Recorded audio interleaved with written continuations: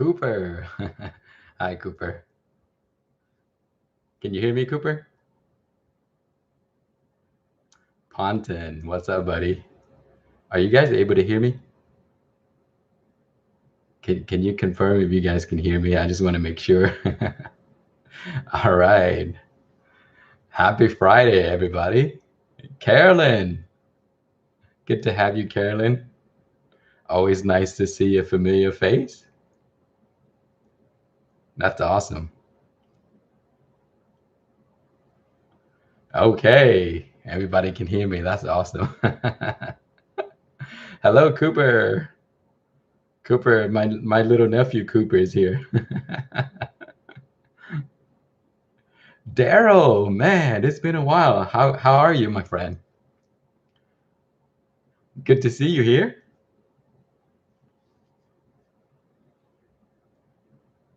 Celine, Colleen. Hello, hello, hello. Happy Friday, everybody.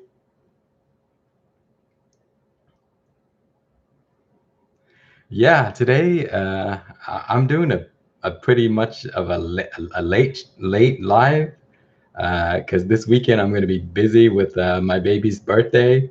So I thought I'll come on Friday and say hello. Usually I'll come on like Saturday and stuff like that, to answer questions and talk to everybody.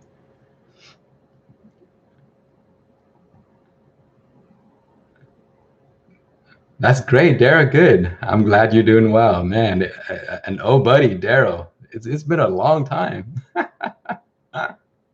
I'm glad you're still around and still remember me. Hello, Musashi.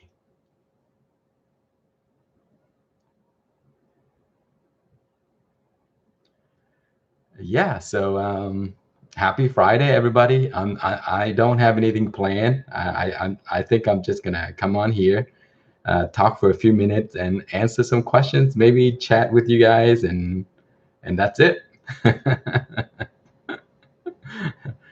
Today we had a lot of rain, so I didn't do any gardening outside. I did some gardening inside. Aaron, good evening, my friend. Good to have you here. Happy Friday. Aaron, how's the pepper grow going? So man, mine is drowning in the rain right now. My outdoor hydroponic systems are like flooding, and you know, I need to go out there and kind of like empty it a little bit. So yeah, I can't wait for the sun to come back out so that my system can get some aeration going. I have the solar power hydroponic running outside, and so if it rains for a few days, I don't get any air circulation going on. So I got to wait until the sun comes out because with the rain, it kind of dilute my reservoir, but also it raises the level. And then if I don't put air into it for like 3 to 4 days, then the plant is gonna struggle. Cooper, you haven't had rain in a month. Is that a good thing or bad? Probably bad for California, right?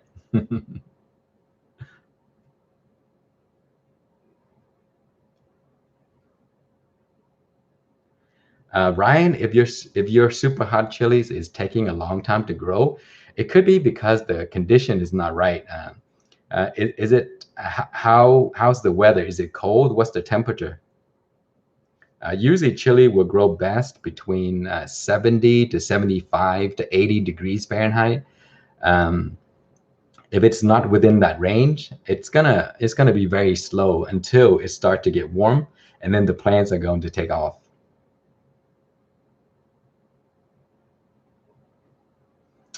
Wow, yeah, the nights are going to be 29 degrees, Carolyn. That's a bit too cold. Maybe you can plant like cold, cool weather plants, but even then, 29 is a little bit too low. It's freezing temperature. Yeah, Ryan, 65 degree is not enough yet. So you gotta wait. You gotta wait till it gets to like 75 degrees, and your plants are gonna grow fine.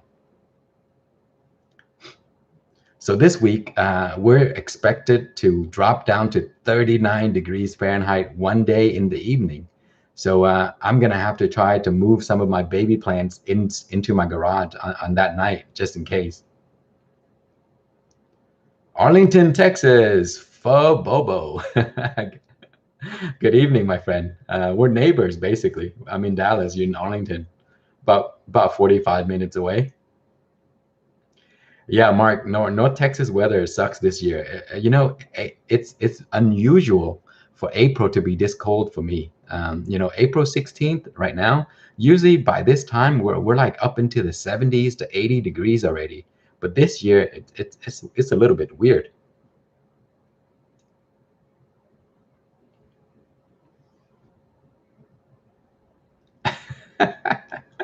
Can I eat a hot pepper? I have some right here that I've been drying, and I actually I dried it completely, and I stored the pepper this way for seeds.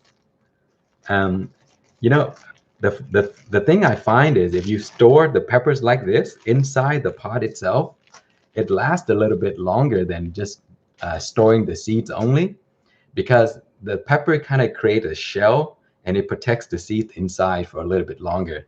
So sometimes when I want to store my seeds a bit longer, I just leave this to dry, air dry, and it becomes really, really dry, and I save it like this for as the seeds and everything are inside here. British Columbia. Wow, you just hit 80 degrees Fahrenheit. Man, that's awesome, Roger. Steve Roger. 80 degrees is perfect uh, peppers.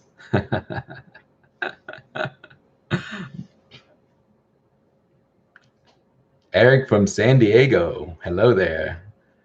You just bought some KS white Thai from Texas Hot Peppers. I'm not sure if they're legit because I don't know. Usually I just give those out. I never sell any of my seeds. So if the seeds are being sold somewhere, I can't tell you if they're real or not. And I don't work with that company, so I don't even know who they are.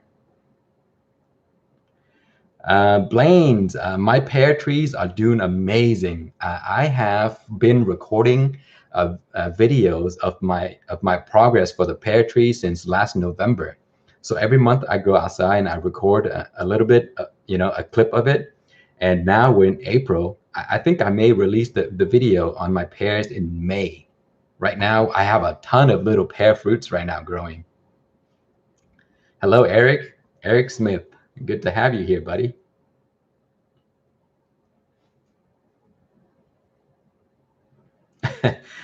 Daydreamer, you just got back from a week of your trip, and your bell pepper is starting to show peppers. That's awesome. That's the cool thing about hydroponic. You can just leave for 2 weeks and come back, and it's fine as long as your reservoir is big enough. You can just go on vacation, come back, and the pepper is fine. Sometimes when you have a garden and if you don't have drip irrigation on a timer, you go away for 2 weeks, you come back, your plants are all dried up. I don't do any trade right now, but I do give a lot of seeds away on Pepper Lovers community on Facebook. So if you go there, you can actually trade there. So vintage, you can go to Pepper Lovers on Facebook and trade. David, what EC or ppm do I like for super hot? To be honest with you, I never measure EC. I never measure PM. I don't even measure pH anymore. I just drop my nutrients in the water, no pH, no EC, no nothing, and I just let it grow. I know a lot of people that grow hydroponics gonna hang me for that, but yeah, I don't measure anything. I just 5 milliliters per gallon of water, and I just grow. So no measure, nothing. I think other people that grow in hydroponic, if they hear me say this, they're gonna kick me.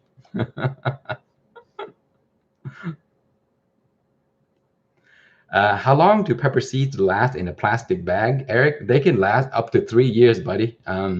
If you keep them in a bag like this, you can actually save them for up to 3 years at room temperature. But the older the seeds, the longer they take to sprout. So in 3 years, Let's say you have 50 seeds, maybe 25 may work.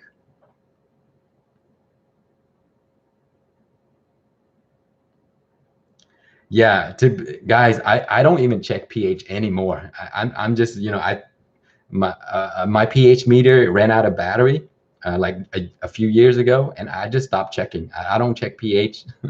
I never check EC. Um, let's see, what else do I do wrong? I don't ppm. Oh yeah, ppm. Nope, I don't check those either. If you watch some of my latest hydroponic videos, you're gonna see all I do is I put nutrients, I add water, put in the plant. That's it. That's all I do.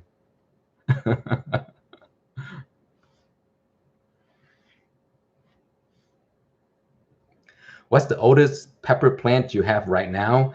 I had a 3-year-old super Pekin plant, but we had a crazy, the Texas crazy freeze that we had recently. It killed everything. So I don't have anything over a year old.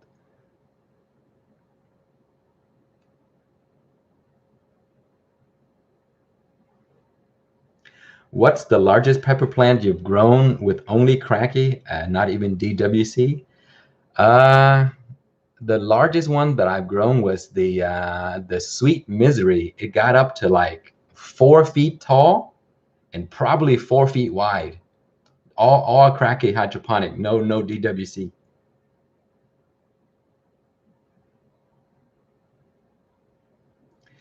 Can one use Max Bloom and Max Grow together for nutrients?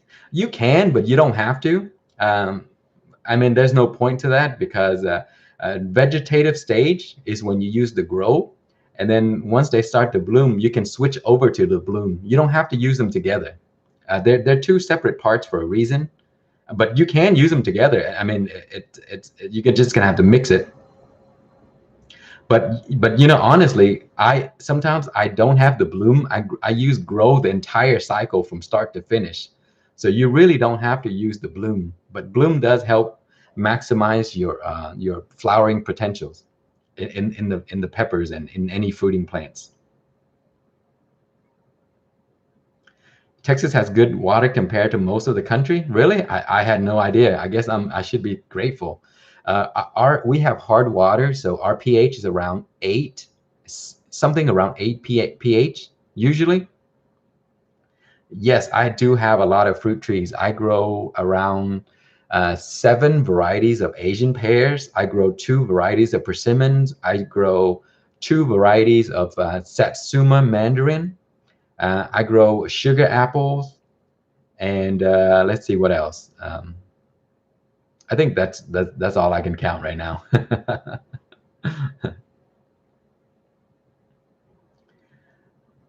Yeah, I think all of the water has chlorine in it, and I think for the reason for that is it kills the bacteria. BD Beats, my buddy, how are you, sir? Good to have you. Happy Friday to you, BD. Hey BD, if I need some music for videos, can we work together on something like that?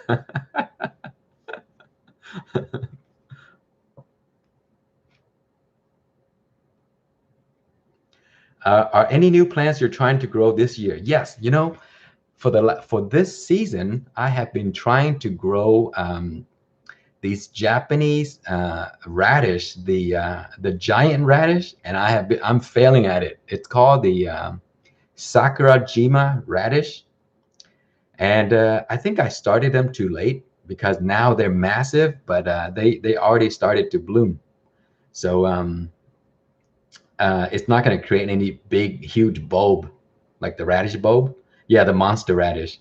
So I was trying to grow that. And right now, the bulb is like the size of my thumb, but the leaves are massive. And then they already started to bulb. I mean, flower. So I'm not going to get any bulb out of that. So I'm going to try again next year. I'm going to grow inside the grow tent, and then I'm gonna put it outside after.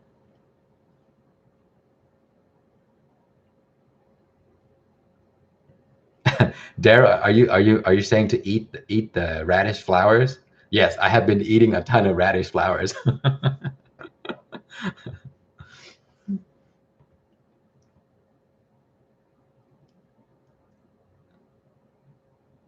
Justin, you saying my name is awesome? Is it real? Yes, Kang is my real name.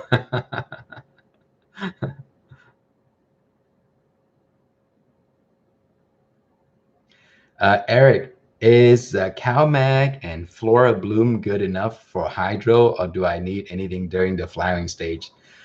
You don't.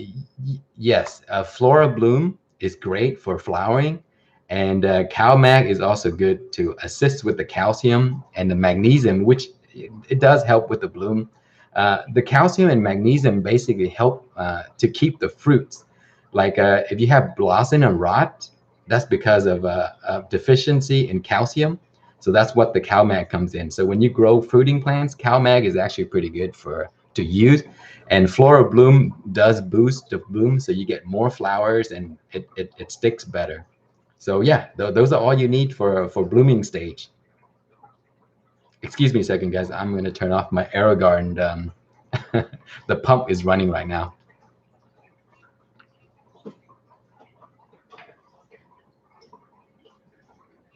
Okay, so it was making the watery noises.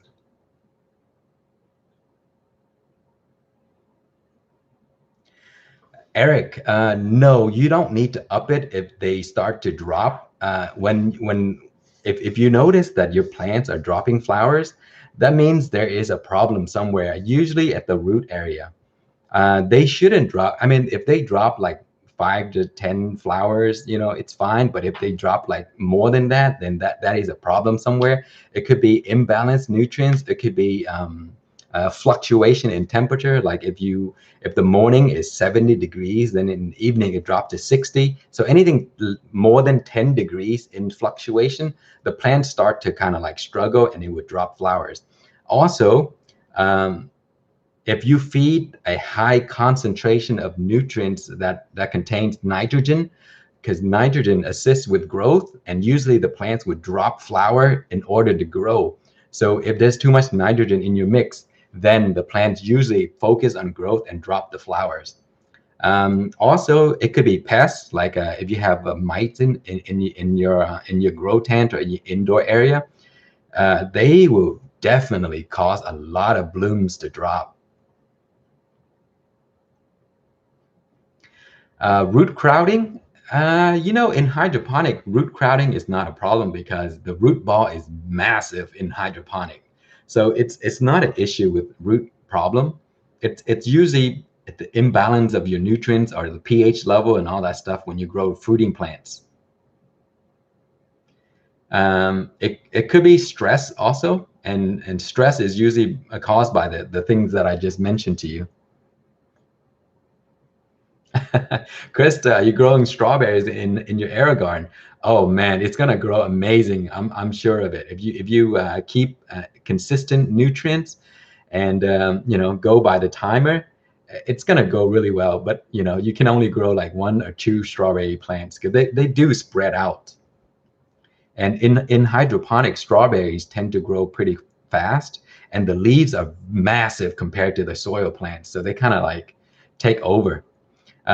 If you're growing in air garden, try to keep your light as low as possible on top of the plants because the hood is very weak. It won't burn the plants. So the lower you keep it, the more lights the plants get, and then as it goes high, as the plant grows high, you can lift it. But strawberries usually spread out. They don't grow tall. They just kind of like spread out. So 6 may be a lot for a hydroponic. Your air garden when they start to grow really big. You may have to take out 2.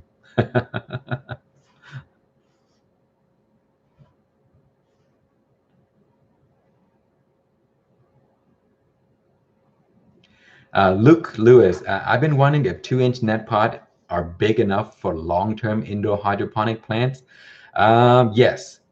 So Luke, I've been growing for the past few years, like growing tomatoes in hydroponic, and I only use 2-inch net cup. It does create restrictions, but it will work. I think 3-inch would be better for tomatoes because the it kind of get really big and it starts to squeeze. But 2 inch will work fine. It will work for peppers. It will work for cantaloupes. I'm growing cantaloupes right now, guys. I'm recording a video, so I will show you guys that in the future. The plant is growing amazing. But tomatoes, peppers, cantaloupes, basically all of the greens you can grow, 2 inch net cup works just fine. What size rock wool cube? 2 inch would fit a 1.5 inch rock wool cube. 1.5 by 1.5 inch rock wool for 2 inch net cup. 2 inch okay for serrano peppers? Definitely. It'll be enough for all kinds of peppers. What temperature does the pepper need to grow to overwinter? To overwinter, all you have to do is keep your temperature above 50 degrees. They won't grow much, but they won't die. Also, because when the temperature is above 50, it's kind of low. So that means that the plants doesn't take up water and it doesn't release water very much. So you don't need to water as much either. Like usually when I overwinter, I water the plants like once a month.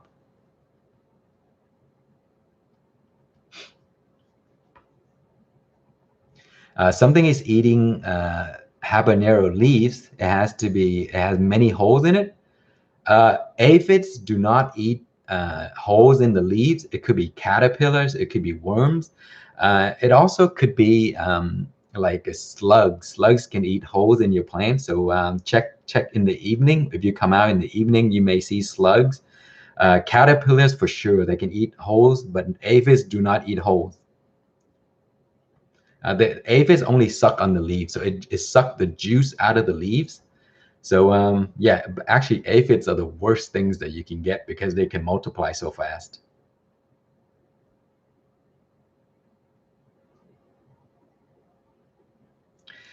Tammy, what medium do I use for my net cup? I usually go with rock wool cubes. That is usually the easiest to use because it fits the net cups perfectly. 2 inch net cup with 1.5 inch rock wool cube. They're easy to use, and you know, just make sure when you tear the rock wool cube, don't breathe it in. What I usually do is I tear it inside. When try to wear a mask, just don't breathe the rock wool cube in. Yeah, coco coir works too, but it depends. And whatever you can get. Sometimes you can get rock wool cube, then you can use coco coir. I think coco coir has a little bit of salt in it. You kind of have to rinse it and wash it out. Will borax works on fire ants? Steve Roger, borax will work on most of those ants. The problem is you have to mix the borax with the food that the ants want to eat. For example, if you mix it with sugar, the fire ants are not going to eat sugar, so they're not going to die, right? But the sugar ants will eat the sugar with borax. So if you know the fire ants like to eat meat or whatever they like to eat, mix the borax with that, and then the sugar ants will eat that.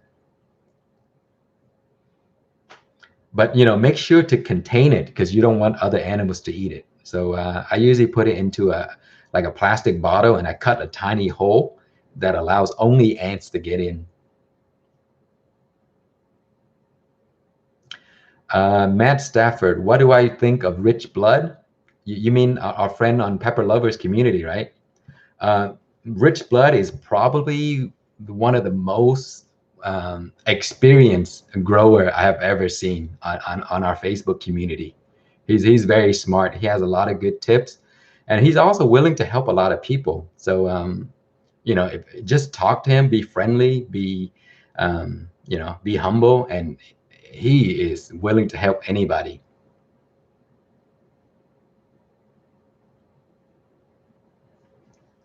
What would cause my pH to fluctuate every day? Usually when your plants are fruiting, like if your tomatoes are fruiting, if your peppers are fruiting, the pH fluctuates very often. Like every 2 to 3 days, the pH will go up or go down. And that is because during fruiting, the plants tend to use different types of nutrients or uh, nutrients in the water. It just takes up what it needs to keep the fruits, and then it leaves the rest behind. And then as you keep refilling or adding nutrients as the level drop, then the mix becomes out of balance. So yeah, it does. Also, if your container is small, the fluctuation happens even more. So if you have a 10 gallons or 20 gallons, it fluctuates less.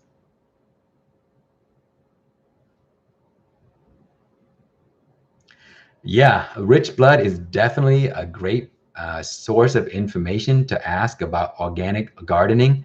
Man, if you see the way he grows peppers, it is amazing. I have never seen plants that as big as how rich blood grew his plant. They're just amazing, and you can pick his brains. He'll help you.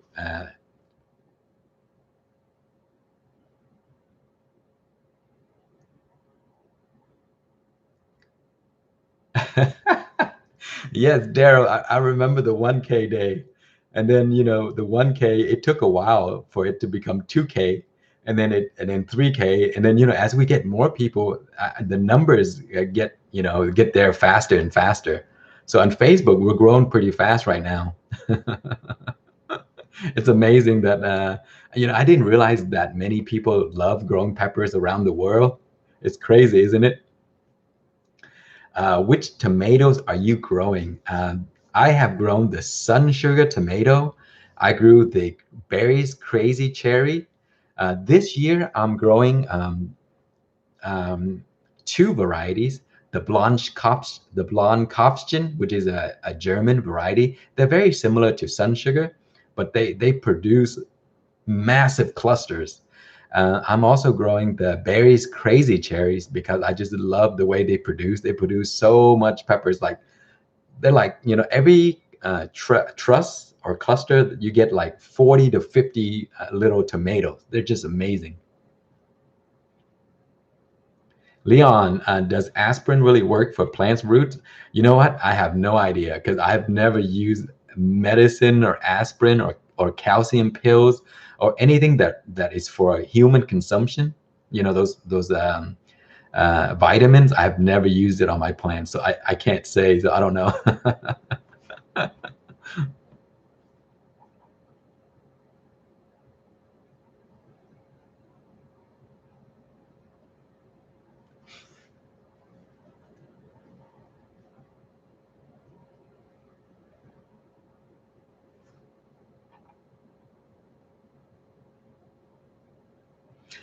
I have used kelp meal.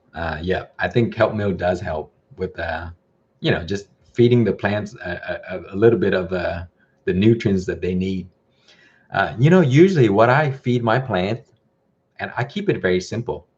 Uh, I use a good mixture of soil.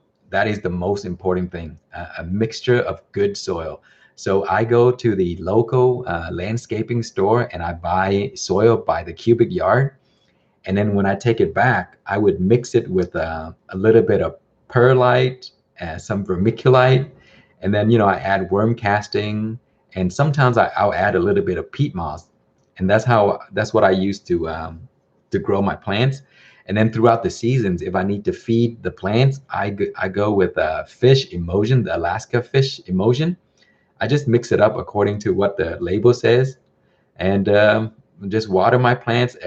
Have a schedule like every 2 weeks or so, and that's it. That's all you need to do. Anthony, how are you, my friend? Good to see you. Happy Friday. It's been a while since I've seen you around.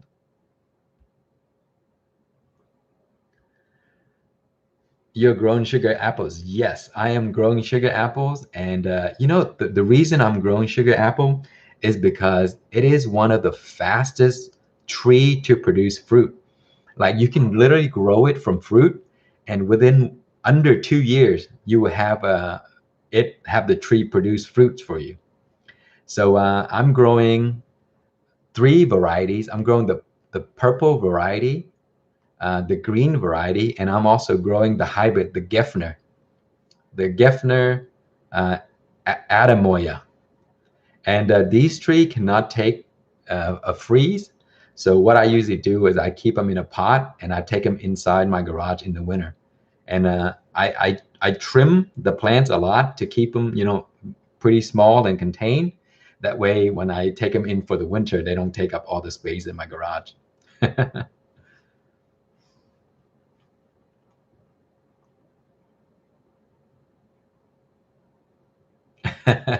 Did I get my name from the group called Gangstar? I know who Gangstars are. I mean, I love that group, by the way. A great group from the is it the 90s or 80s? I think it's the 90s. Yeah, the Gangstar. No, I did not get the name from that group. A few people asked that. Yeah, Gangstars from the 90s. Thank you.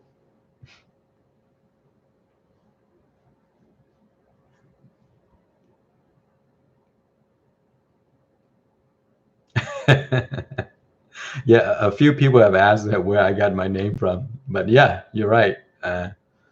It's very similar to Gangstar.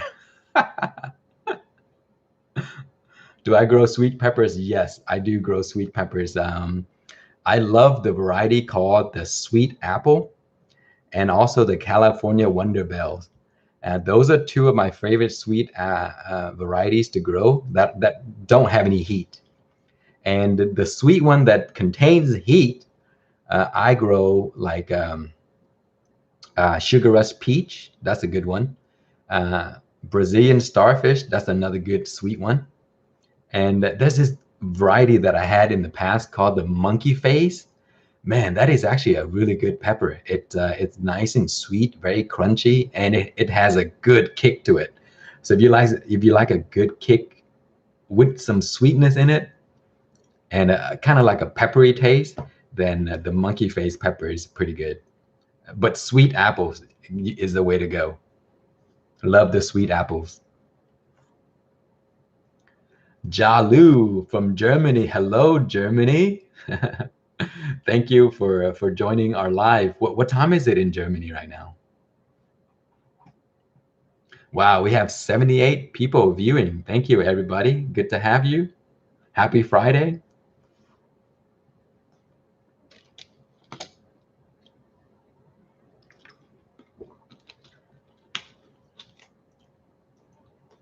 Jennifer, have I grown the biquinho? Yes, I love biquinho, the little beak pepper. I've actually done a review on the biquinhos before. I grow two varieties of biquinhos, the red one and the orange one. So, biquinos are usually very nice and sweet and crunchy, very juicy, and it doesn't usually have too much heat. But I have two varieties of biquinos that are so hot. I mean, it is hot. So when I tell people that I have a hot varieties of biquino, a lot of people don't believe me because most biquinos are not hot.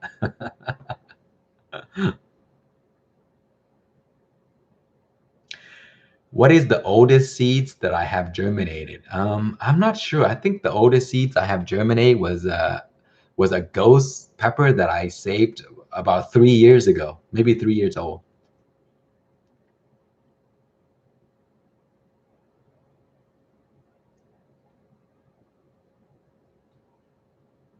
Oh, that's great, Jennifer. Yours are hot too. That's cool.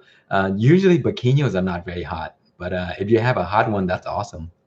Pilo, my long lost admin, she's back. Nice to have you, Pilo. I'm glad you could stop by. I haven't seen you in a while. I hope everything's fine and well.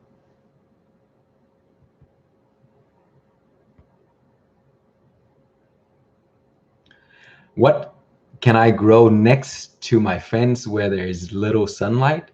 If you have little sunlight, you can grow herbs like uh, there's like culantro herb. They don't need too much sun. You can grow these things called these are Asian herbs, by the way. Um, uh, what are those? Silver bush, but they call it peperomia. Oh man, I love peperomia. I grow them every season, and they do love shaded, but a lot of moisture. Some basil can tolerate not they don't need a lot of sun, but you can grow them in a lot of sun, like the sweet basil. You can grow them by your fence with a little light. A few hours is good for them.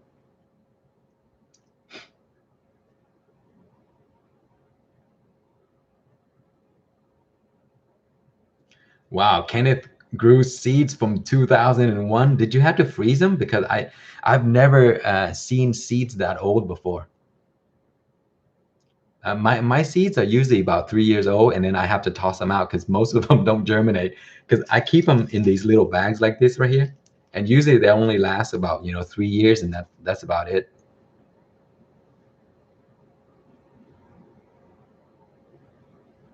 Chadwick, that's nice. You got some lemon starburst from the giveaway. That's awesome. You must grow them right away.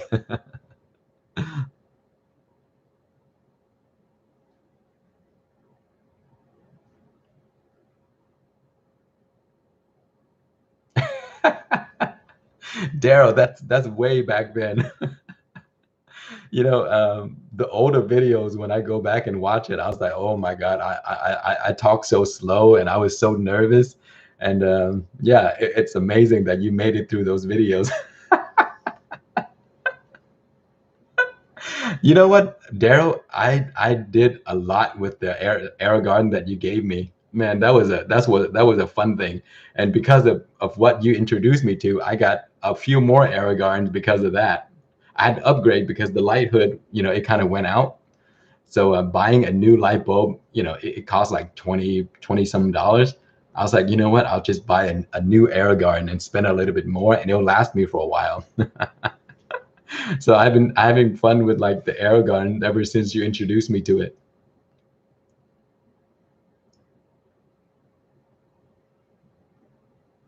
Yeah, and daydreamer. Sweet basil will do really well in shades because the leaves of sweet basils are very soft. They're almost succulent in a way. So if there's too much heat, they don't do too well. They kind of burn a little bit. But if you give them a little bit of shade, they do amazing. And then you can clone them, just cut a branch, take up the leaves, and then plug it back into the soil. They'll grow a new plant. So basils are just amazing in general.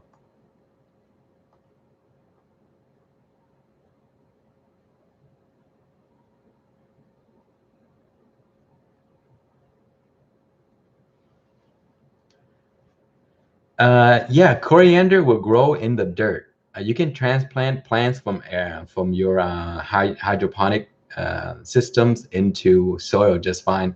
Make sure that during the transplant process, you don't put them in the sun right away. You got to keep it in the shade for like at least a week. But also, you have to water a lot more than you would a regular plant because when you take it out of hydroponic, the roots are still water roots, so they need a lot of water to slowly get adjusted to soil. So if you don't water enough, they're gonna die. Daryl, yes, I'm growing tobacco this year, my friend. I'm growing three varieties. One is called the Florida Big Cuban, and then I'm growing the Black Mammoth, and then I'm also growing the Moonlight. These are all massive leaves tobacco. I think they're wrappers. They're used for wrappers. And I love growing wrappers because the leaves are massive, and I'm trying to make cigars. So hopefully it'll work this time. No, I don't smoke at all, but I just grow it because I love the process of making something that I have never done before. So last season I tried to make a tobacco cigar. I grew the tobacco and I dried it, I aged it, I made a cigar, and it didn't turn out very well. Yeah, yeah. Good to see you, my friend. It's been a while. Where have you been? Good to see you. Dara, if I am successful this year, I'm gonna message you up and I'm gonna show you a picture. But here you go, Daryl. This is from last season right here. So I dried the tobacco. This one is the Habana 2000. And The thing with tobacco is that they smell amazing, guys. They smell very sweet. Like when you cure, uh, like when I cure my tobacco and I smell them, it smells like dried bananas. Anybody have ever dried tobacco or processed tobacco? It's amazing. It smells like dried bananas to me. Very nice and sweet, and a beautiful aroma. I don't smoke at all, but I love the smell of aged tobacco leaves.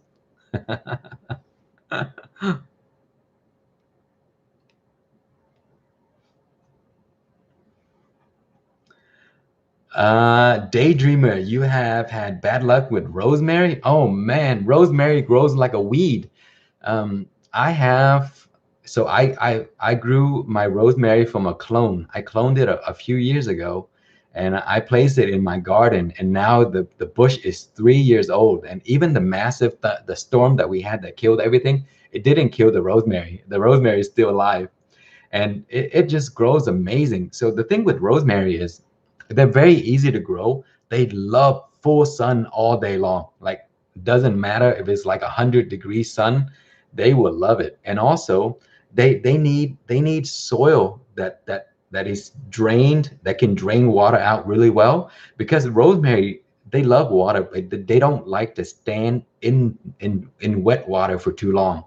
So you got to give it soft soil that can drain out, and you don't water the rosemary too much. You just give it a thorough water, and then wait a week, and then give it another thorough water, wait a week, and then just keep doing that. And that's all you need. They grow all year long. They're perennial. They just smell amazing. So they're very easy, and you can clone them too. And they need occasional trim because they can get massive. They can grow very, very big. Yaya, thank you so much for the donation, my friend. Good to see you and good to have you here. And thank you. What about hydroponic? Is it bad? Yes, rosemary would not do well in hydroponic. They don't like wet feet.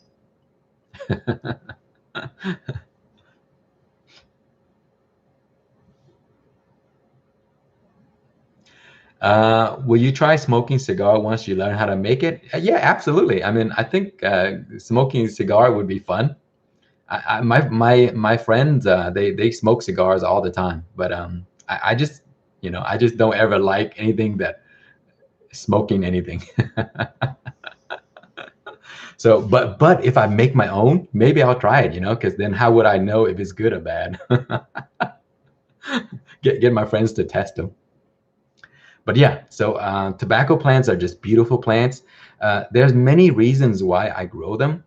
Um, they grow fast and they grow massive. They have beautiful blooms and the bees come visit. But also, if you grow tobacco next to your peppers and your tomatoes, the hornworms go to tobacco first.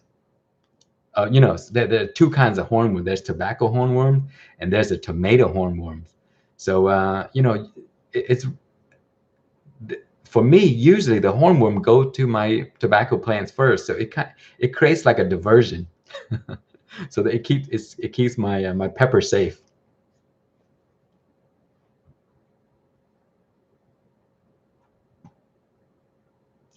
Sean, is pre-soaking pepper seeds in tea or peroxide really effective? You know what? I have tried peroxide and it is very effective. You can soak the your seeds in peroxide and water. Of course, you have to dilute it just a few drops in a small container of water, and then you drop your seeds in there. And 12 hours later, you can grow them, and it does soften up the shell, and it allows the seeds to push the plants to push out easier, and it does help. But also peroxide, what it does is sometimes when you buy seeds, you don't know who's growing it and where or how they grow it. So the seeds could carry bacteria along with it. And if you soak it in peroxide, it could potentially kill the bacteria or the fungus in there that may cause the plants to have infections and stuff like that. So yeah, it's actually a good idea.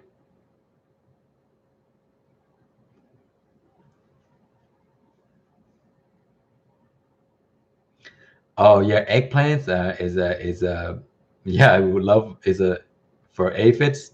That's pretty cool. You know what aphids also love? They love radishes. Man, I'm growing radish right now, and so I grow a bunch of radishes right next to my romaine. The thing is, it's so crazy to me that romaine never get aphids. So, all of my plants around the romaine get aphids except the romaine. Do you guys know why that is? My romaine, the aphids seems to like don't care for romaine. So yeah, that's one plant that you can grow that you're not going to get aphids. I mean, they will go to your romaine if that's the last resort, but usually they don't go to romaine.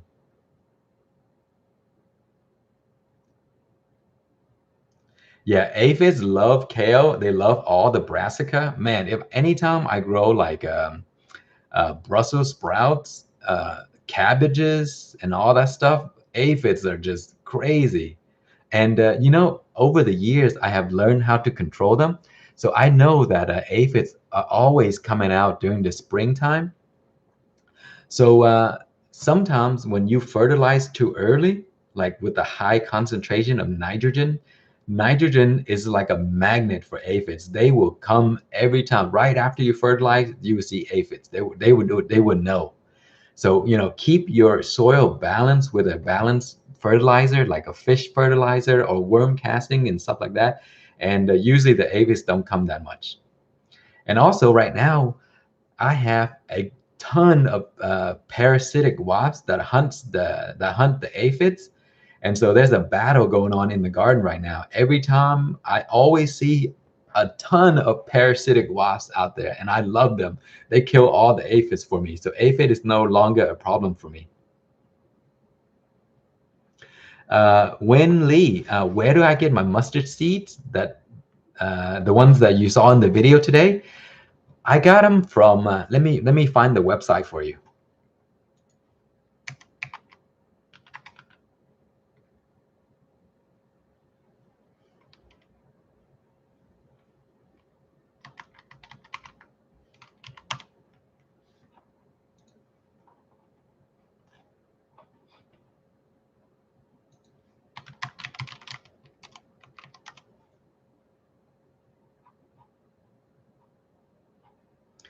I'm looking up the mustard seeds for Lee right now.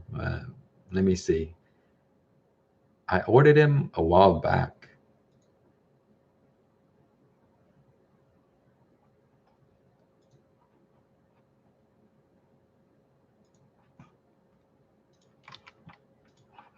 Okay, here you go. Here's the mustard seeds if you're interested in the same one that I'm growing.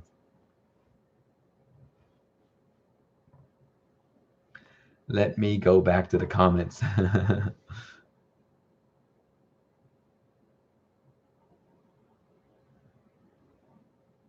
Yeah, aphids is a huge pain. I mean, every season I get them, but ever since I started to grow different varieties of things in the garden, like all different plants, all different flowers, all different herbs, I noticed that my aphids, problem just kind of went away.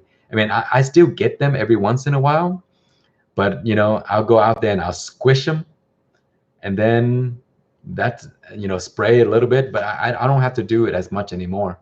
And they seem to just go away on their own because of all the other animals that eat them. I have a lot of wasps in the garden. I have a lot of parasitic wasps as well, and these huge paper wasps that always come around and eat all of my caterpillars for me. So it's pretty cool. It's like a war in the garden that you can witness and watch. It's awesome.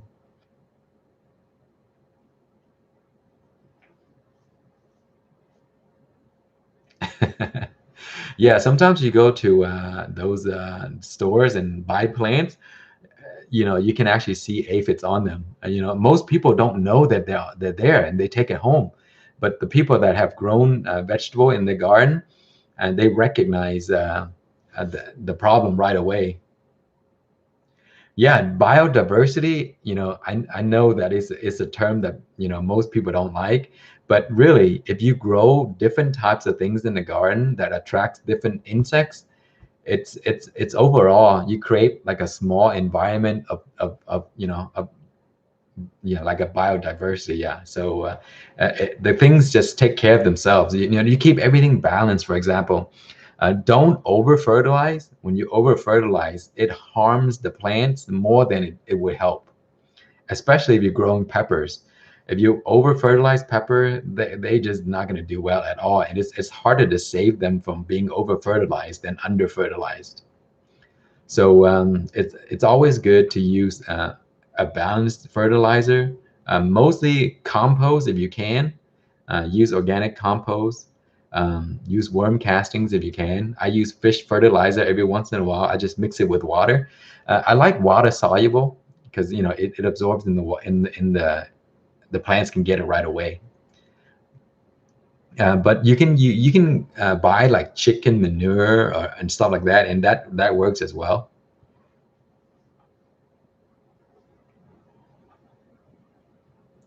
Uh, I think they do. Like aphids hate onions. I know that for sure. If you grow onions around your plants, they cannot stand the smell of onions. And sometimes when I grow a prize plants that I really love, I would put onions around them as a barrier, and it actually really worked. Because onions are really easy to grow, and you can actually, like, say if you buy onions in the stores and you eat the top, you can just plug the bottom piece around your plant, and the onion would just grow, and that would help protect your plants as well, because aphids hate onions. You can also mix. You can make like a mixture of mint, onions, and garlic into a spray, and you can spray, and that kind of deter them too. The only problem with those spray is it goes away after a few days. It's not a permanent solution, so you have to reapply. But if you grow onions, they do help. uh, Dehydrating can ruin pepper seeds for germination. Yes, you want to dry them at very low heat. Usually, like absolutely no heat, just a fan, and just let it run for like a few hours, and then the seeds will dry. But don't heat dry it. Heat drying your leaves is always a bad idea, because you may burn the inside, and that would be it for the seeds.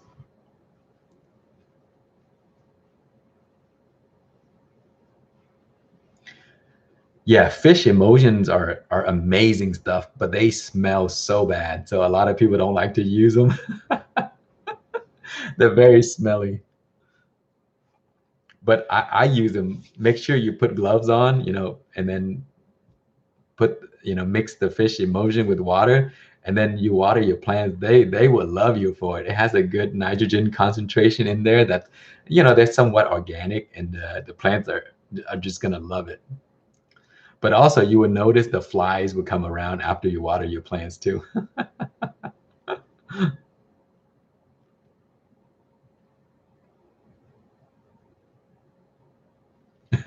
Yeah, the onions are so easy to grow. I mean, I have onions, I have onions that are 3-year old, and they're like this, they're enormous. I mean, I just don't eat enough onions to just harvest all of them. So they just grow out of control, and they're just massive. People come over and they look at the garden, they thought these were leeks, those giant leeks. So that's what they thought those onions were. Roger Rev, thank you so much, my friend, for the donation. Happy Friday to you. Good to have you here from last week.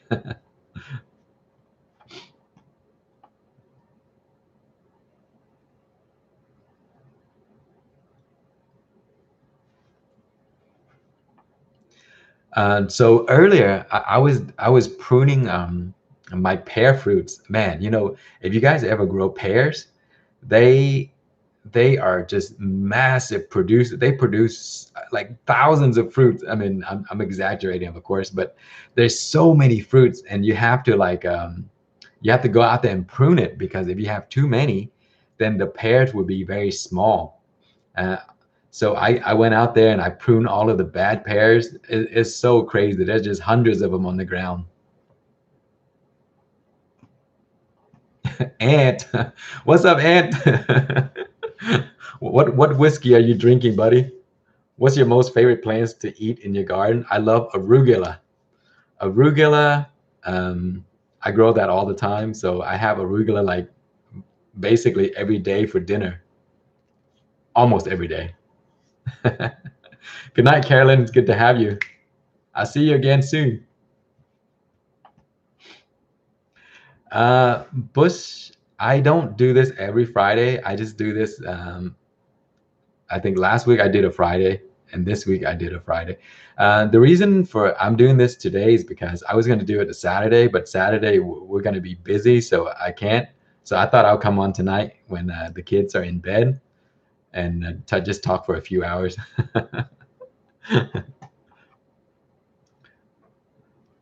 Do I like lemon starburst candy? You know, somebody sent me some lemon starburst gummies and also lemon starburst jelly.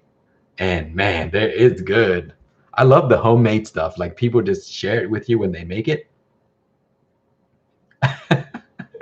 Orange moon glows. Yes, I have 2 kids.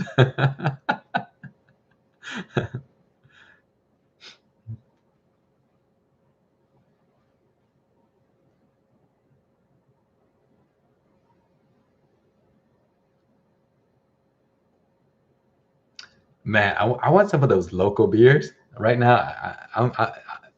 It'd be nice to have a beer right now. I'm having water because I've been talking so much. Do I grow cover crops? Yes. Orange moons, I grow cover crops every season. And this season, actually, which I started in around late November 2020. And what I did was I spread like thousands of cress, like garden cress seeds in my raised beds. And the reason I grow the cress seeds, also I grow radish, you know, the cover crops radish. I just spread them all over my garden and raised beds, and they kind of overwinter, and they grew from last year all the way to this year. And even the snowstorm didn't kill the cress. The cress came right back. I mean, it was frozen solid. You can literally took the cress and crack it like that, and it'd break like ice. And you know, after the freeze was gone, the cress came right back. I mean, it is amazing. And you know, it's called the garden cress or curly cress, and that's what I grew as cover this year. And they are everywhere in my garden. I eat some of them. I cut some off and I just put them in the compost and I mix them in my soil. And yeah, those are the cover crops that I grew this year. Yes, I do love IPAs. IPAs are actually one of my favorites type of beers. Hang. Good evening. How are you? Good to have you here. Yeah, I'm throwing everybody off. Usually I do a live stream on Saturday or Sunday afternoon, but I've been doing it Friday for the past 2 times. Usually it's not going to be Friday. It's usually Saturday.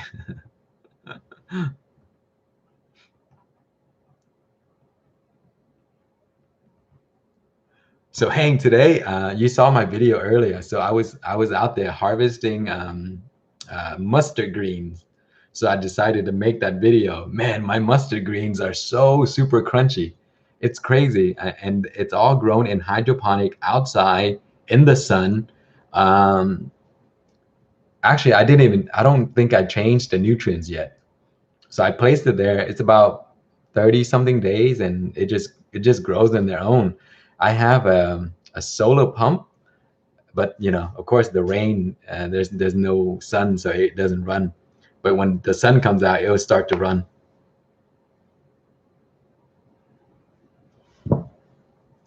Mavic, do you have a trophy from YouTube for the 100,000 subscribers? Yes, actually, they sent me one. I have it somewhere here. Let me show it to you.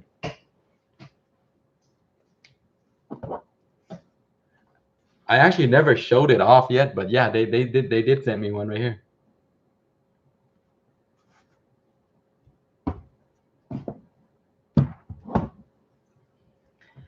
I think if you make it to that milestone, they just sent you one.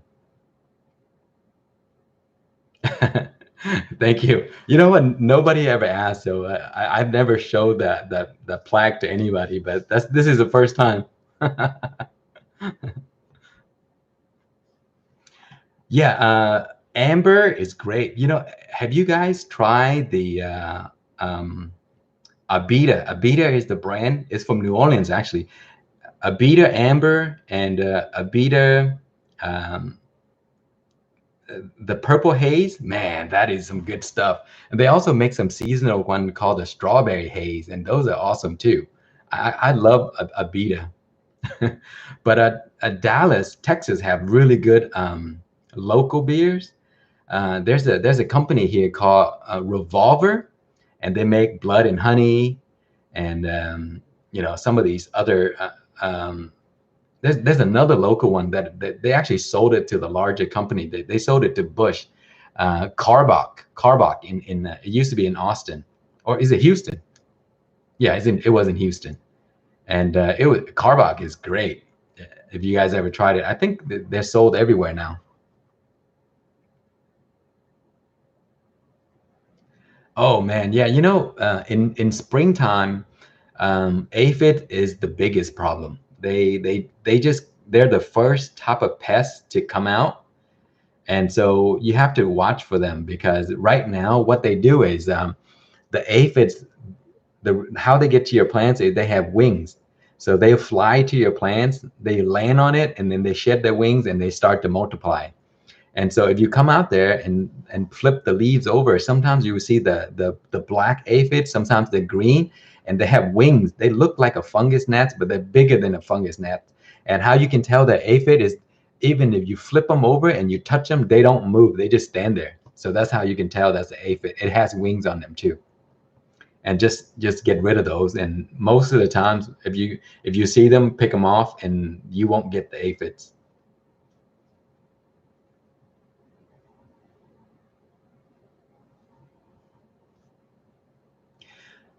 Uh, Is it MP real? Where you live, there's a lot of microbreweries. In Dallas, we have a pretty good brewery here too. I used to live in Seattle, and they have some amazing one up there too. There's this beer in Seattle called Manny's, and man, I love Manny's. They're just I wish they would sell them, like here in Texas, so I could buy some. But I think they only sell it up there. Yeah, the winged aphids, even if you touch them, they don't fly away. That's how you can tell they're aphids. They're they're they're larger than a fungus gnat. Just imagine an actual aphid with tiny wings on them. They look just like that. Most of the time, they're dark in color, and sometimes you see them in green, but most of the time they're usually black. So when you see them, they don't move at all. They just and if even if they move very slowly, but they won't fly off. They just fall off instead of fly off, and that's how you know that that's an aphid. Roger, yes, Seattle has awesome beers. There's Manny's, and there's another one called the is it the Buddha beer? The Buddha beer in Seattle. Those are awesome. Anthony, thank you. I'm glad you learned something.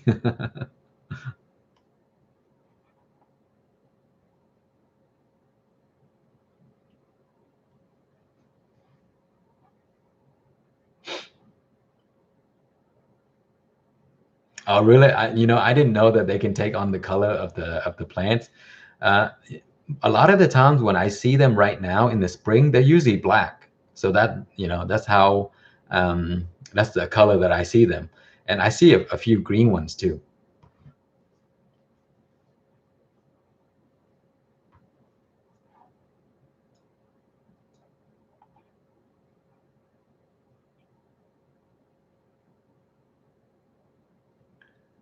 Okay, koi barbecue. Okay, I'm gonna try them. Bit and text fusion. Wow, that's gonna be something cool. I like barbecue every once in a while.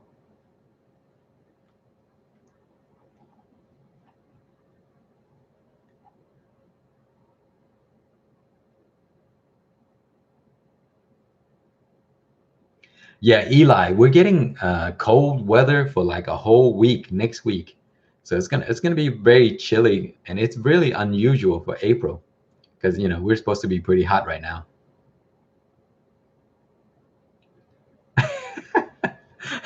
Pour something good and drink it. Okay, maybe some scotch or something. I've been so I picked these up, a few weeks ago when I was in Houston. And this is actually amazing, guys. If you guys like Scotch, and if you are a fan of Lagavulin, Lagavulin has a nice peaty, smoky flavor. This here is like Lagavulin on steroids. It's cast strength, so it's a lot stronger, but it has a lot more sweetness, and it has that nice smoky, peaty flavor. Amazing stuff. So maybe I'll do a pour of this later. For Ant right there, for Ant to try. Who keeps my whiskey in my feet? That's funny, right? Because I just brought that out there because I wanted to drink it, and so I'm gonna drink this when I get off.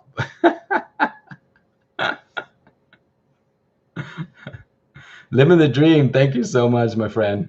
Have a good night.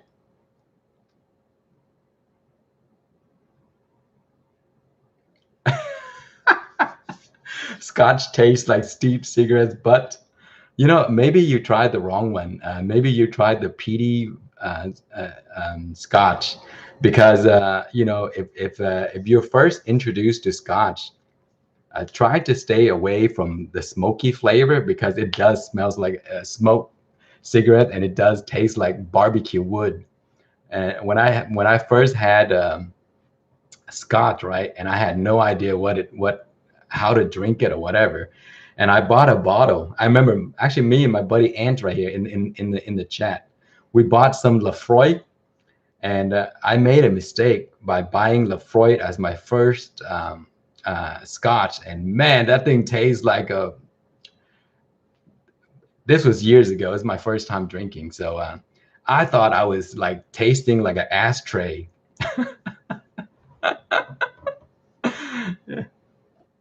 Yes, George, I am sipping some whiskey. So cheers, my friend. But yeah, that was my story of having Scotch for the very first time. I had Lafroy Double Oak, or Double Wood, sorry, Lafroy Double Wood.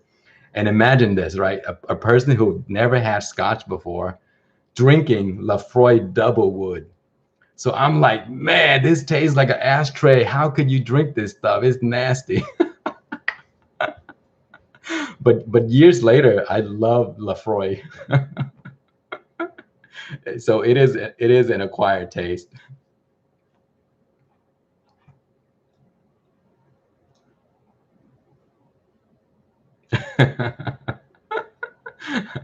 Like the garden channel has gone into whiskey channel.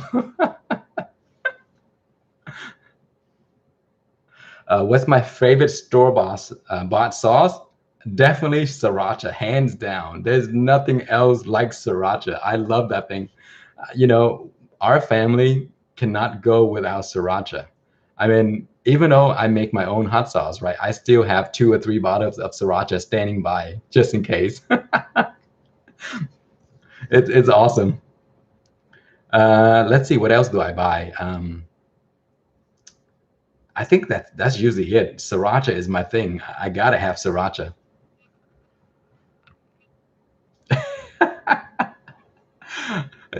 DWC with whiskey only? Yes, the plant is gonna grow like crazy.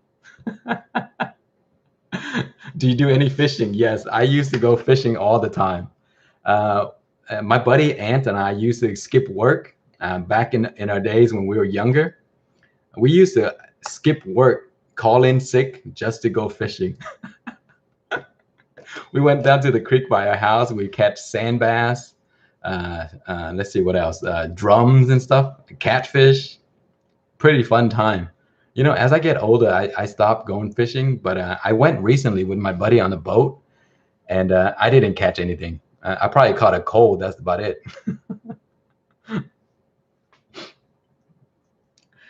Do you like Tabasco hot sauce?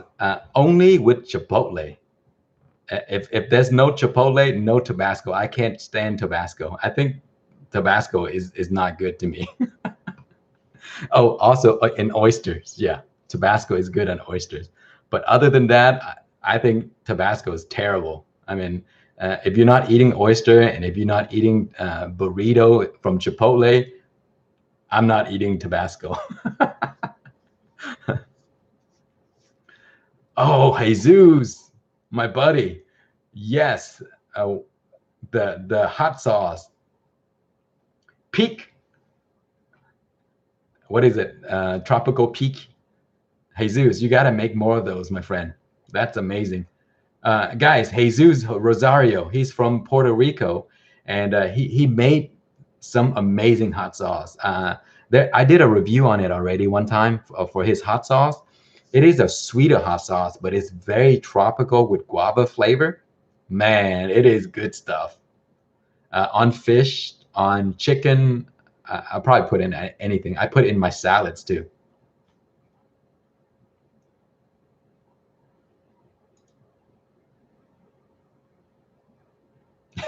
Yeah, you know, Cody, I saw a video on how it's made on Tabasco. It is amazing stuff what they do. I mean, the way they aged the Tabasco and you know put salt on top and all that stuff, and then naturally over time it becomes that flavor. That is really cool. I love watching it now. Now that I watched how it's made, I actually appreciate Tabasco more than before. Before I didn't really care for Tabasco. I don't like it that much except for oysters. But now I kind of have like an appreciation for Tabasco and how it's made. And I have the red breast 12 years cast strength. Man, I love that stuff too. I think I drank half the bottle already.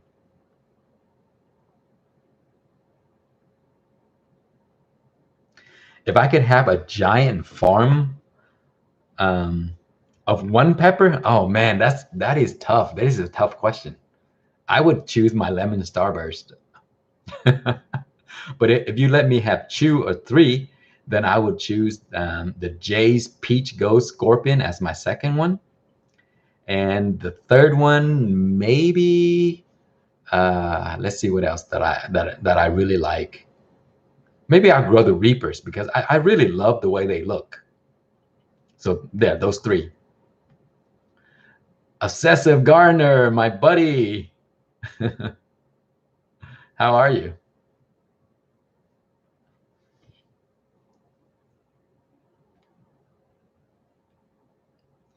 Puckerbutt Reaper Racha is fantastic. Man, I need to try that. I have not tried that yet. Is it really called Reaper Racha?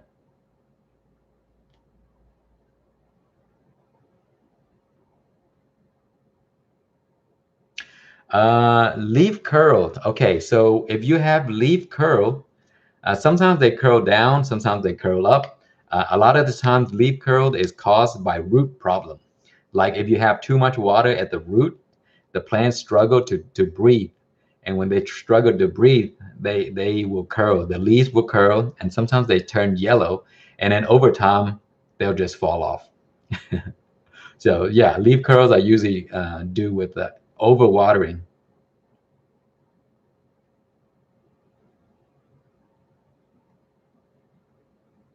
Oh, bush. Yes, the white tie. Oh man, I forgot.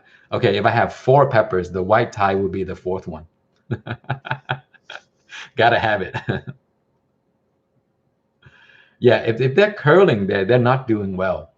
So check your soil to see how wet it is. It could be too dry.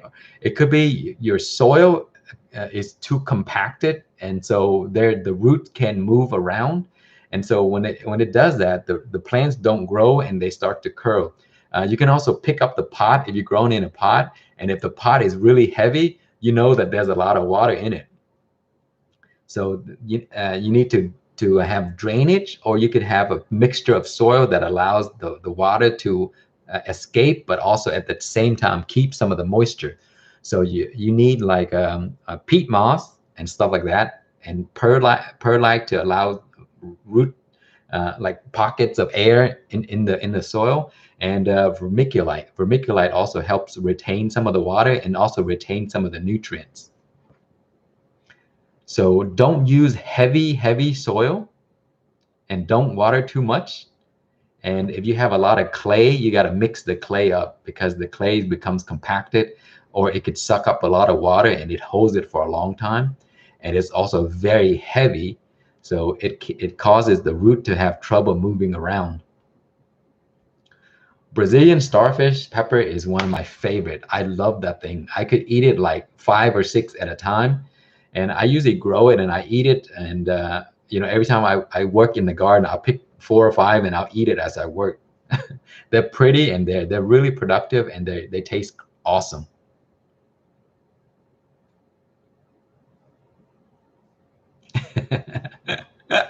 Yes, you know what?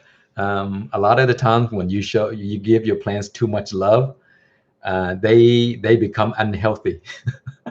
You got to ignore them a little bit. A good rule of thumb for watering is don't mist don't mist your plant, because what happened is, if you mist your plant, you either not watering enough, or if you already have water and you keep misting it and you have more water. So what you should do is you give your plant a thorough water. Don't wet the leaves, because if you wet the leaves, fungus can get on it and spread disease. So give your plants a thorough water. And then if you grow in container, kind of like pick the container up and see how heavy it is. And then, a week later, pick the container up again to see how light it is. And if it's light, and that means your plants need to water again. So water again, give it a thorough water, and don't water again until the soil is semi-dry. If you water once a day, that's too much. Unless, you have like heat wave that the plants need water every day, but don't water every day.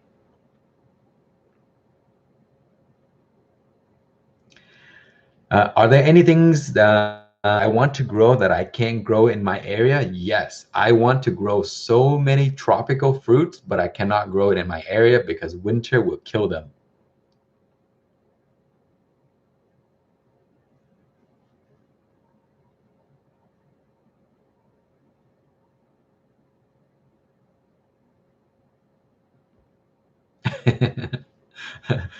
Plants in hydroponic drink, um, they drink a lot of water, but actually they're not as much. They don't drink as much as in the garden, because in the garden you water with a hose and you water a lot more.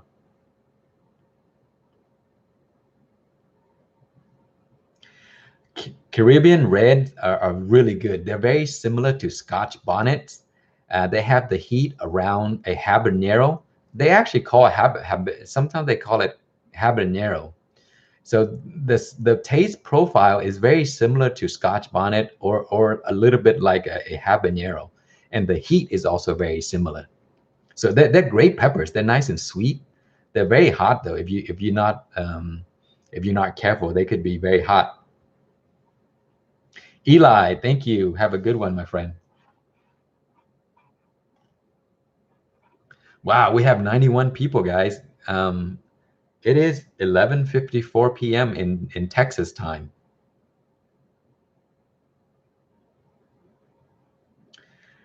Jesus, yes. If your temperature, if your condition is too hot, sometimes you do have to water every day.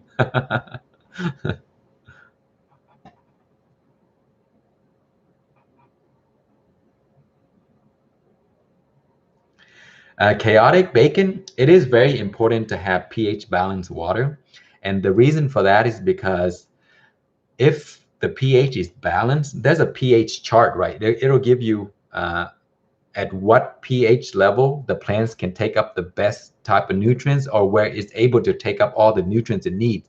So around 6.5 and under, between 6 to 6.5 is the best pH level where the plants can take up all of the nutrients that it needs. If it becomes too alkali, which is around 7, then the plants will have trouble taking up other nutrients. And if it's acidic, which is below 5, it has trouble taking up some nutrients, so it won't grow correctly. So having a balanced nutrients pH will help the plants grow the best.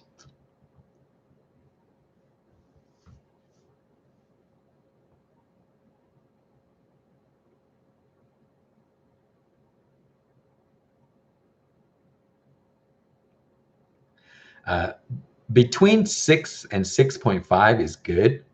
Don't make it go above 6.5. Yes, 6 is a perfect number. I usually have mine at 5.9 to 6, and I find that it's the perfect range for any plants.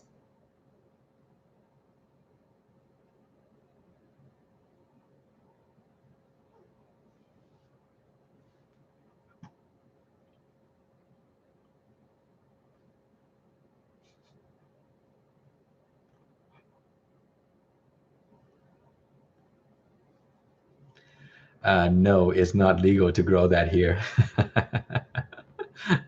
Texas is very strict. I think we're going to be the last state to be able to grow those things.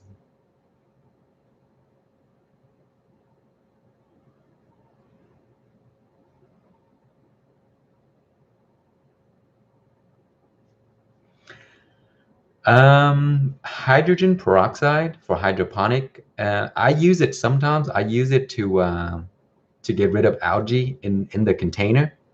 But you can also sometimes spray hydrogen peroxide to, kind of like treat some of the fungus issues.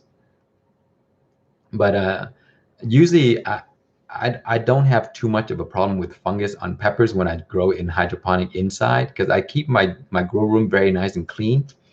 Uh, but you can use hydrogen peroxide in the water to help kill off the algae if you have an algae problem.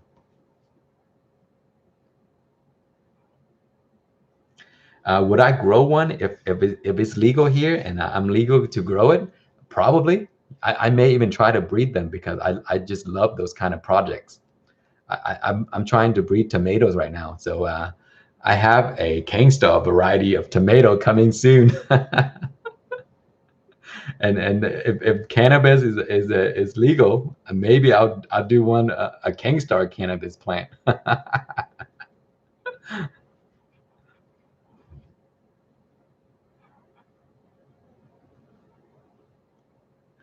Marco, my tobacco plants are doing amazing right now. I don't smoke cigarettes, so I don't grow the tobacco for cigarettes. I grow them to try to make cigars. And last season, I made a cigar, but it wasn't right, so it didn't turn out very well. This year, I'm going to try again. The aging process is very difficult because I'm using most DIY stuff, and it's very hard.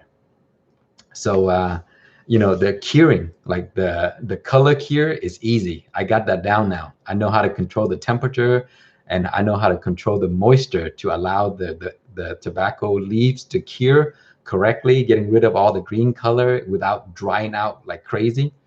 And with with aging is going to be tough because every time I try to age it, I get mold. So it's going to be very tough. Roger Rev, my friend, thank you so much. You're the best. Thank you for the donation, my friend. And yeah, the aging process is very, very difficult. So I'm still learning that. Once I can uh, get through how to control mold, and then I can age it correctly, then I can try to make cigars out of it.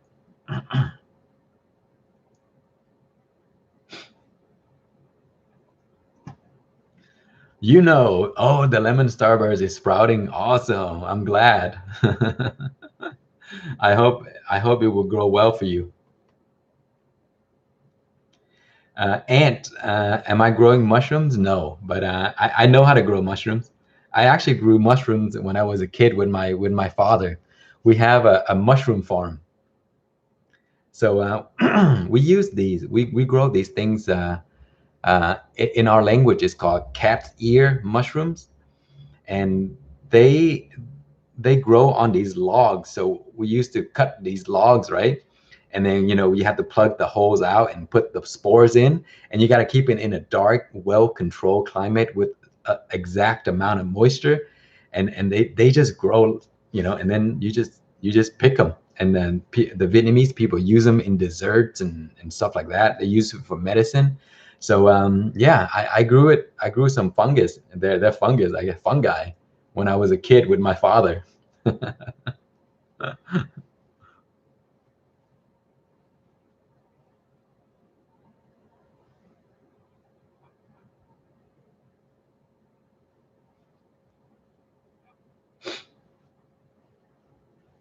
Let me see. Let me go to the comments and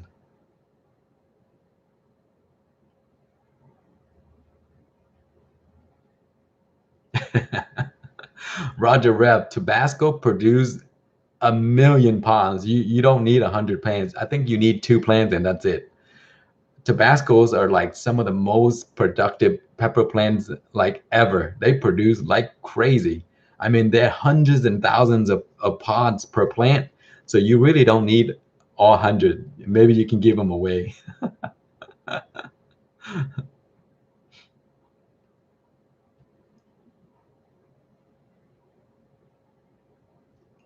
Melissa, no, I don't grow any medicinal plants.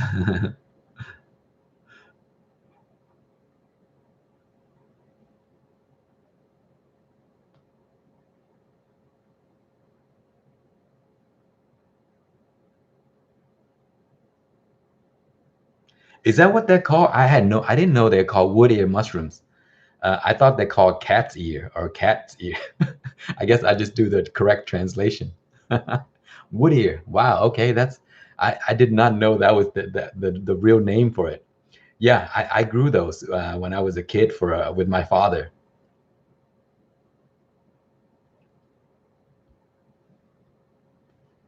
Now I know the name. I keep calling it cat's ear.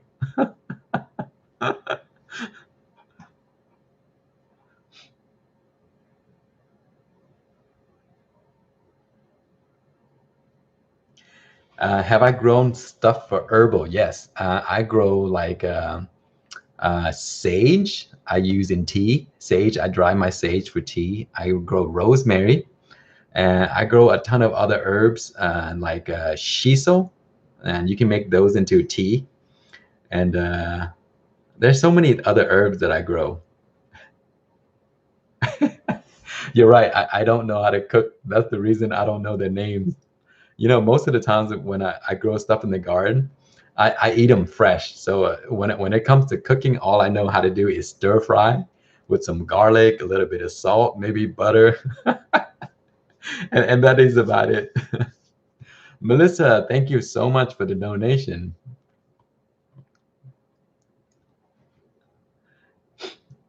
Yeah, rosemary. I have bushes of rosemary all around my house. All of them are from clones. I cloned the rosemary, and then I just grow them. And within a year or two, they just grow like crazy. But Hang, what I cook best is I make side dishes. I can make like spicy dishes. I make spicy cucumber side dishes. I make like beef tataki, uh, tuna tataki. I can make those. I can make kimchi, pickle mustard. I make jelly jam. All the side dishes I can do.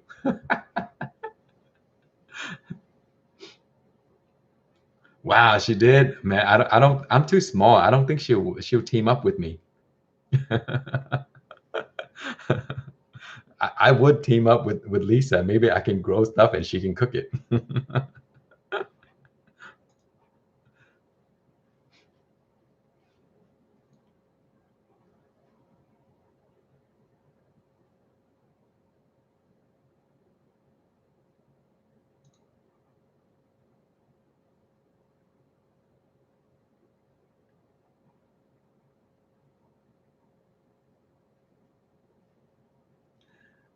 Siempre. I have lavender too. I grow them every year because the flowers attract a lot of bees. So I have a lot of lavenders. Actually, in my landscape, I have it in the front yard. They're all over the place. They're really easy to grow, and they're perennial as well. So they survive the cold weather. Even that crazy frost that we had, some of them are still alive.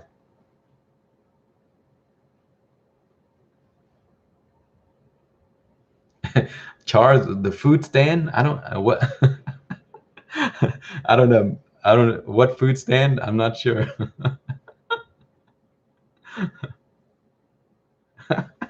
Yes, that's right, Hank. All of the side dishes does not involve cooking. It's just chopping things up. That's it. You're right. Chopping things up. Put the perfect amount of things. But you know what? My hot sauce requires some cooking. So I do cook a few things here and there. You know what else do I can do? I can barbecue really well. I love barbecuing.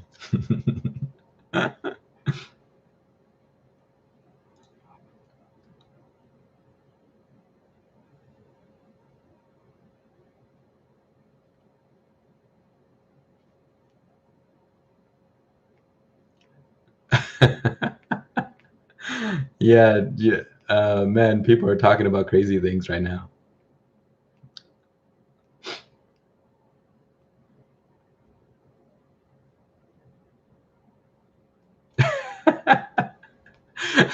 I sure did. I did burn the garlic oil, but it turned out to be the best burnt garlic oil ever because people asked for more of my burnt garlic oil. I gave it to some friends and she was like, "Oh man, what is this thing? It tastes like crispy and a little burnt, and it's great." So they actually want some. Yeah, and I should make a video. I think I already did, and I made one already.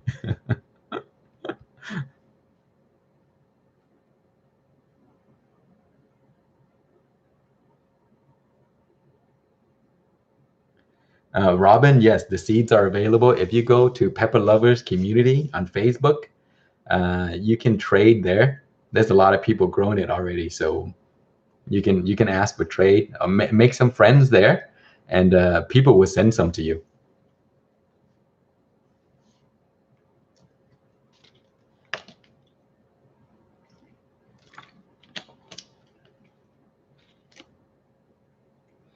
What's your least favorite peppers? My least favorite peppers, as far as eating raw, it's probably the ghost pepper. I don't like the floral perfume flavor. So when I grow the ghost pepper, I usually dry them up as powder. But eating it raw, I think the ghost is my least favorite peppers. I don't like it at all.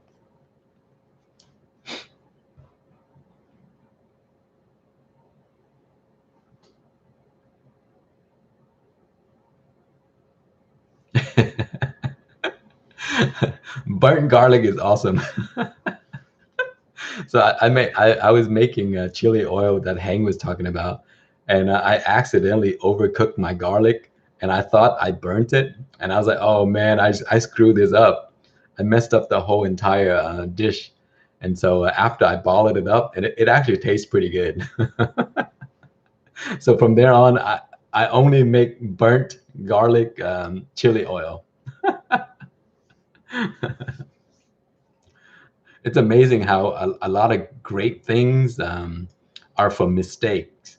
So I read about the chili cheesesteaks with where they dip the bread in the in the oil, and the reason for that is I think that somebody ordered a chili cheese steak, right? And the chef was putting the buns over the meat, and he accidentally dropped the bread in the oil, and the customer just okay, give me the bread anyway, it doesn't matter, and he ate it, and that's the best thing ever. So from there on, he ordered only chili cheese steak with the bread dipped in oil, and then that became on the menu, and it's like the most famous thing ever. So mistakes sometimes are really good. Like my burnt garlic is like the best thing for me right now. Luigi, good to have you, my friend. You're back again this week.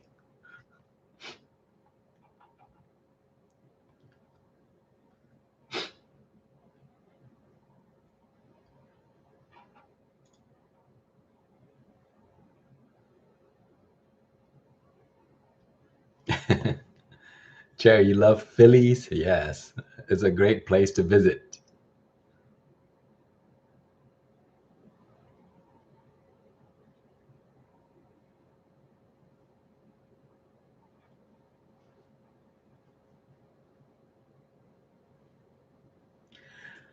What is my barbecue setup? It's very simple. I don't do any crazy technique or anything. Just regular barbecue, gas grill, and sometimes charcoal grill, and that's about it. But I have a friend that like he has cherry wood or any all these other wood bits and stuff like that, where he cooked the meat in certain, and it gives them a certain smoke flavor. Man, it's just crazy. But yeah, I've been learning a lot. But as far as me, I just regular barbecue, like chicken. Uh, Hang, I do grow variegated peppers. Like I grow the fish peppers. And you know what? Let me show you one that I have right now.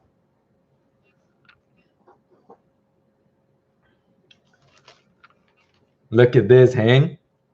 This is a variegated purple variety, and later on it's gonna turn white, and it has purple, white, pink, and everything. This is gonna be an awesome one. And then the pods are really tiny, and the pods will start out purple, and it'll turn red at the end. But this is called the the pink tiger. That's why I put it into a pink can. Yes, I finally joined. This is my pepper in the can. Pink tiger in a pink can.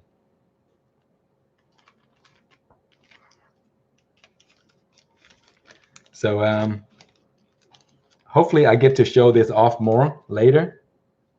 I'm reaching over there because I have my arrow garden sitting over there, and that's how I'm able to show you guys all that.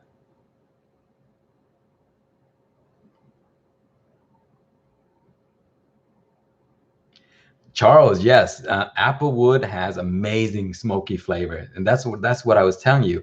A buddy of mine, he buys these wood. They're like in little chips, and then he cooks the meat in that type of wood to give it that nice flavor. It's amazing.